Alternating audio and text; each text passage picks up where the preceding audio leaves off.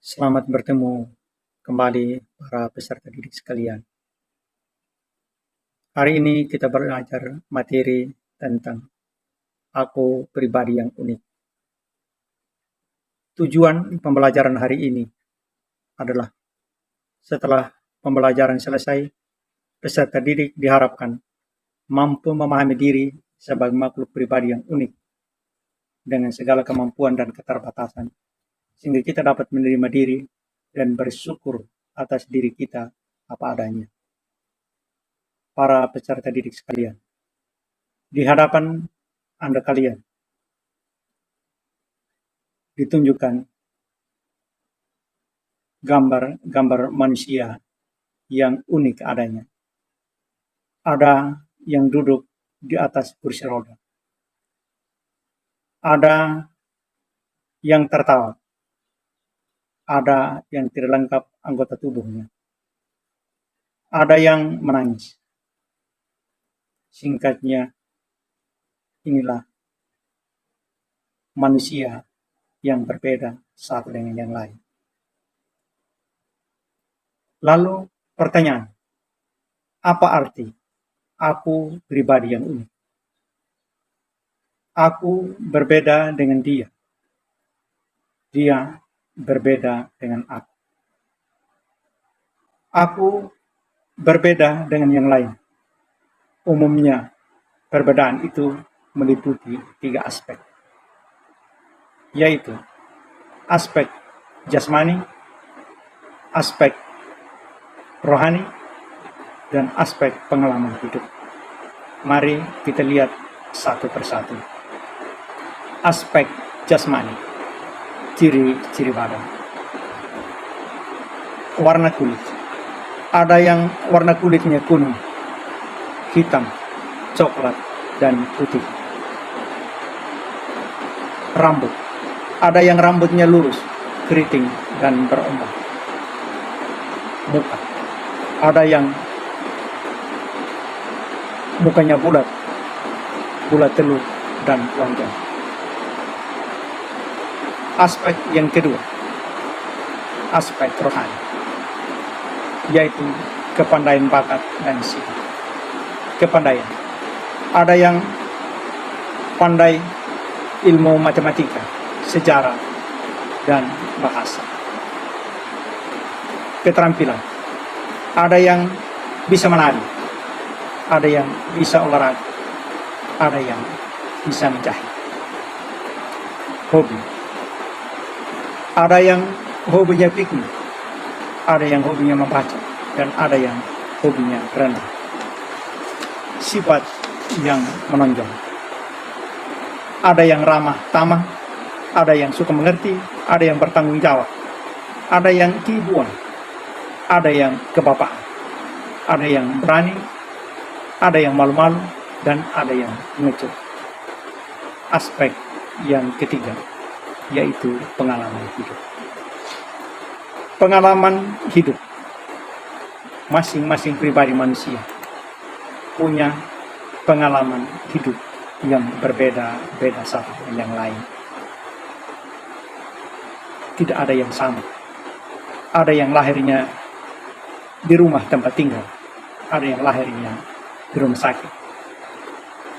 Para peserta didik sekalian, dalam kitab suci juga diceritakan tentang keunikan manusia. Peserta didik sekalian dapat membacanya dalam kitab Kejadian 1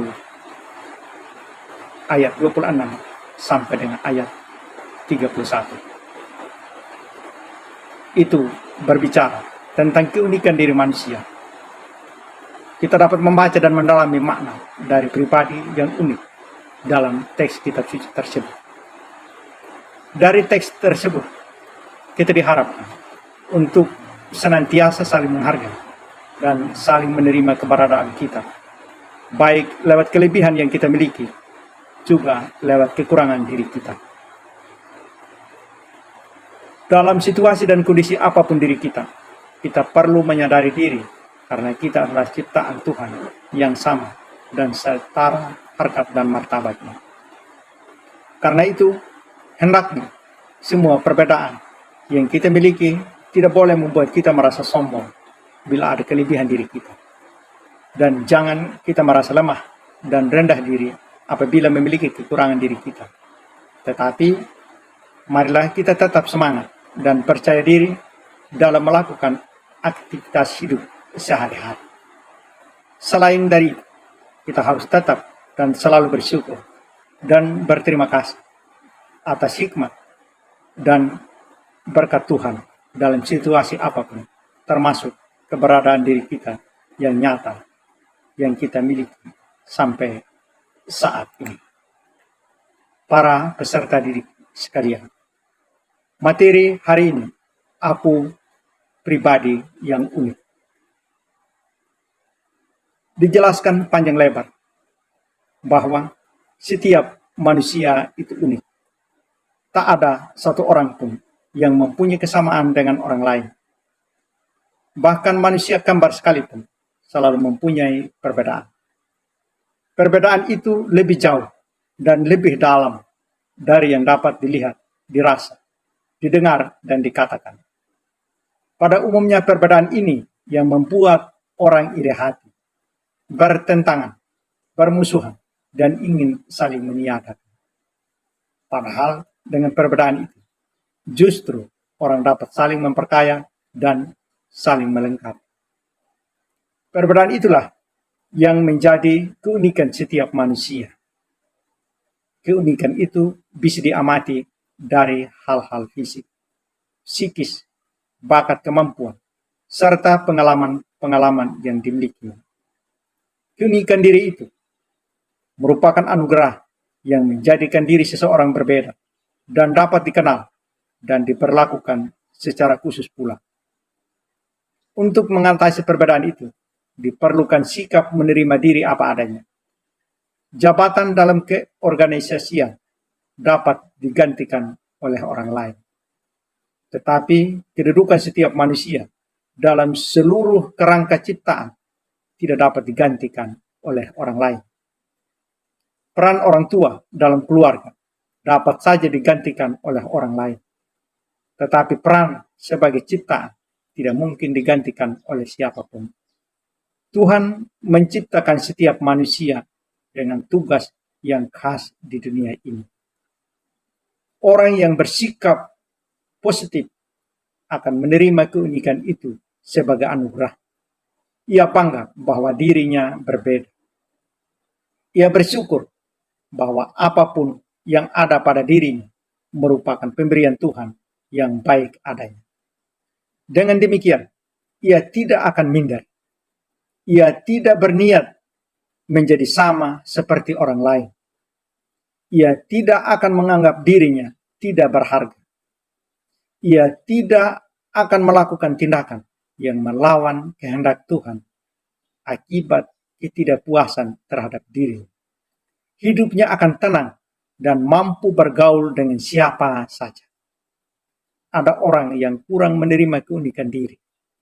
Orang yang demikian akan merasa tidak puas, bahkan dapat melakukan tindakan apapun demi menutupi keterbatasan diri. Misalnya operasi plastik. Orang yang demikian sering beranggapan seolah penampilan luar lebih penting. Singkatnya, manusia adalah makhluk yang indah dan istimewa. Keistimewaan dan keagungan manusia ini hendaknya sungguh disadari oleh semua peserta didik.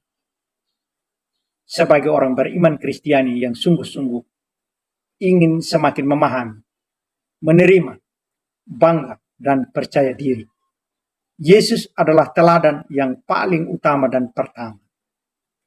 Dari semula ia menyadari diri sebagai manusia yang berbeda dengan yang lainnya. Dari cara berpikir, bersikap, dan bertindak, ia tidak ragu menunjukkan diri sebagai pribadi yang tidak sama dengan yang lainnya. Sebagai seorang pribadi, kita tidak harus menyadari, mengerti, dan menerima diri apa adanya.